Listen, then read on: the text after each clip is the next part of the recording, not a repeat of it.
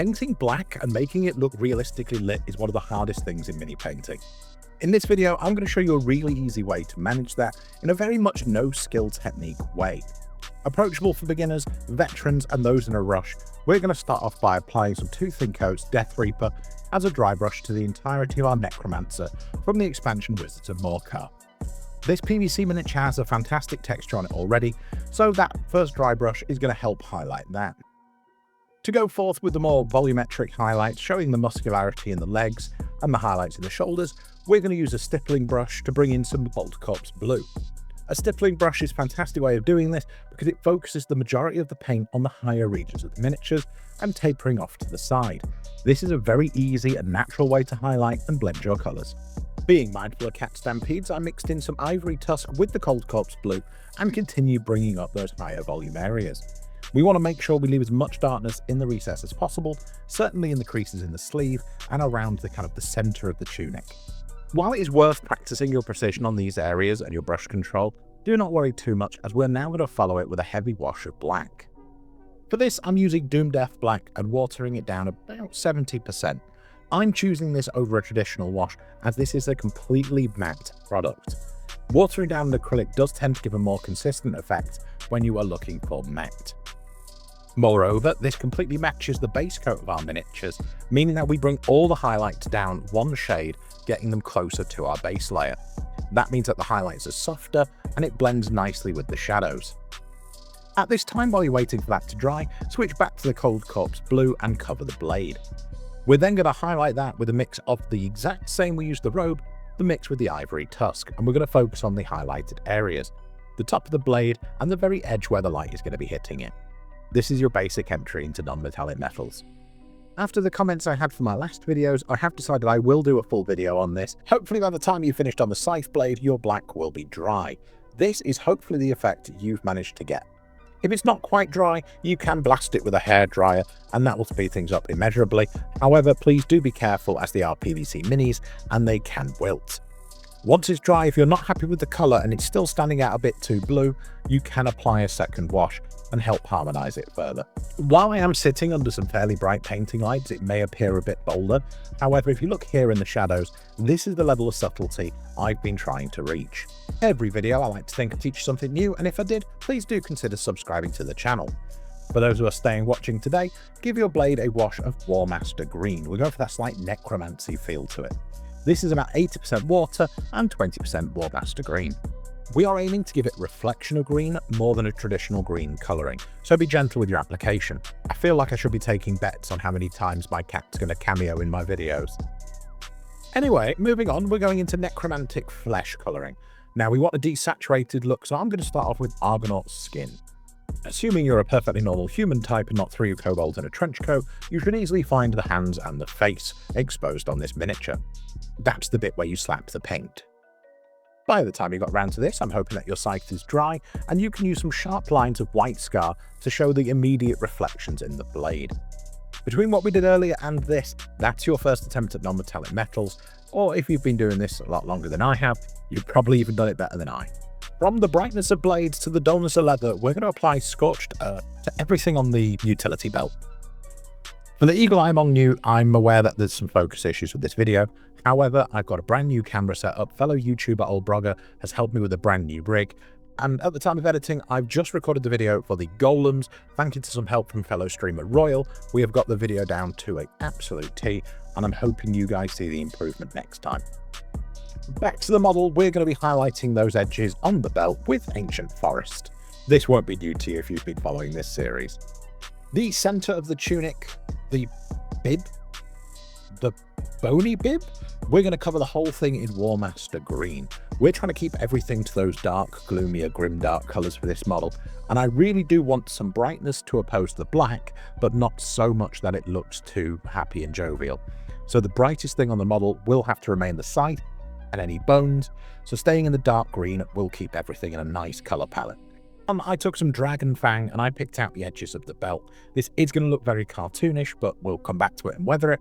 And we're also going to pick out little areas like the skull. To make things easier and save making mistakes, I am leaving all the bones of the bib till later.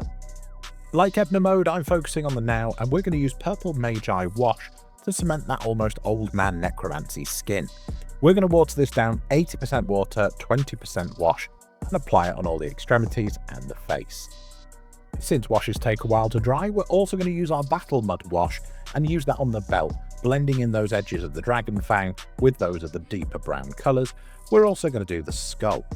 This is one of the reasons why we picked out the skull even without doing the bones, because we're going to apply a wash to that and make it darker. When it comes to the bone bib, we want those to shine really brightly against the rest of the miniatures, and the shadow will be created by the greens behind it. And now's the time we're going to take that Warmaster green and level it up to Traitor green. I also decided that the Necromancer should have matching booties, because raising the dead doesn't mean you're dead to fashion, honey. And thus a matching undershirt would be quite fetching.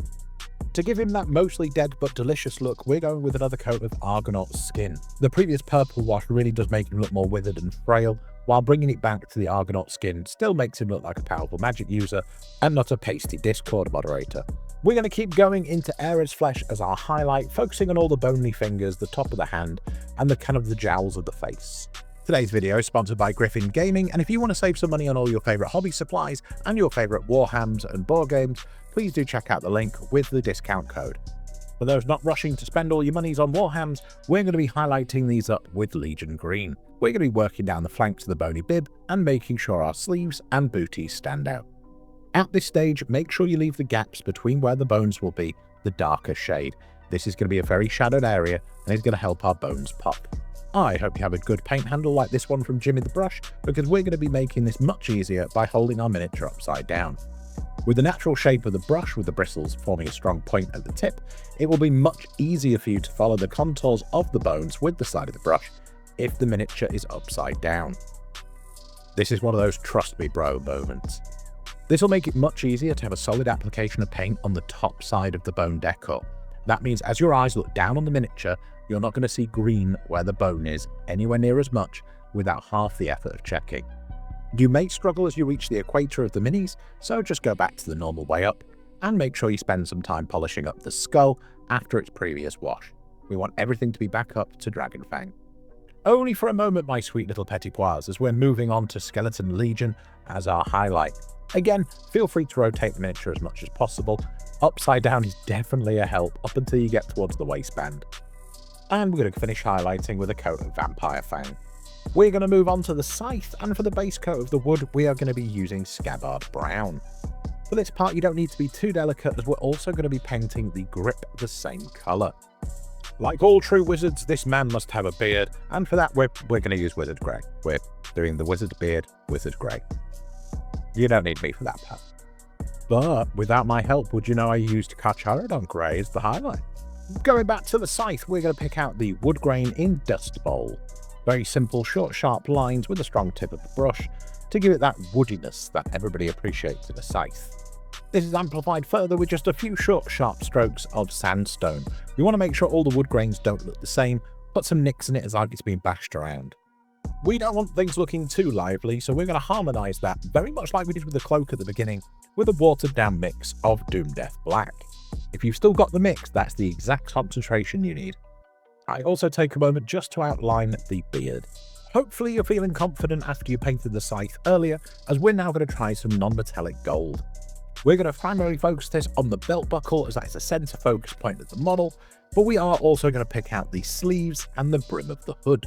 For those not feeling up to non-metallic metals, I have included a reference to what metallic paints you can use in the section below, so check the description for that. However, I do need to say, if you have proficiencies in highlighting and proficiencies in blending, you can do non-metallic metals, as they are the cornerstones for understanding the technique. My favourite non-metallic metal paints are those from Reaper Miniatures, and they come in a triad. For this, the 3 triads get split into a 5-part system. Number 1, the base tone, and number 2, the mid-tone, mix them together to create one in between. That means a system of 3 now becomes a system of 5 when you mix the 2 outside ones with the middle to make a consistent blend. Again, with the popularity of the technique in the comments of my previous video, I will be covering this in more detail later. For now, we're going back to Old Faithful Dragon Fang, and we're picking out the grip of the scythe, and then we pick out the edges of such with Ivory Tusk. This is an amazing contrast to both the cloak and the brown of the shaft, so he's going to look really good from afar. and it's just different enough from the bone that it stands out in its own right. Also going to pick out the brow of the skull, as it's a favourite focal point of mine. As I said with non-metallic metals, most of it is in the blends. However, the effect of the reflected light is put in by white scar. On all the edges where the light is going to touch, we're going to put a thin streak of white scar. If you're doing metallics, you do not need this. Now we are at the most important stage of mini painting, the self-critique. For this, I decided to put white on the edge of the bones to make them stand out better. I watered down some more black paint to re-establish some of those darker shadows, and I've managed to touch up with the green on the edges of the bone bib. A large part in mini painting is balancing your light and your darkness, and on a model like a Necromancer, which is traditionally the darker shades, this can be difficult. So this critique step is very important. Here I mix some Ivory Tusk in with the previous Legion green to bring the brightness up, but as that goes up, I needed to balance it with darker shadows and with extra blacks. Once I was happy with it, I gave the base a good coat of Doom Death Black, and I got it ready for tabletop. I do hope you're all happy with your miniatures, and thank you very much for sharing your time with me today. And a big thank you to Olbraga, who helped me upgrade the quality of both my stream and my YouTube with a brand new camera setup. I really do appreciate it, my dude. And thank you to all those on Patreon. You allow me to do this full time, and I am really, really grateful. I've since had a good friend of mine, Royal, come over. We fine-tuned the camera ready for our next video, and we're going to be setting sail to Port Haven for some bonus content for that. Stay tuned, adventurers.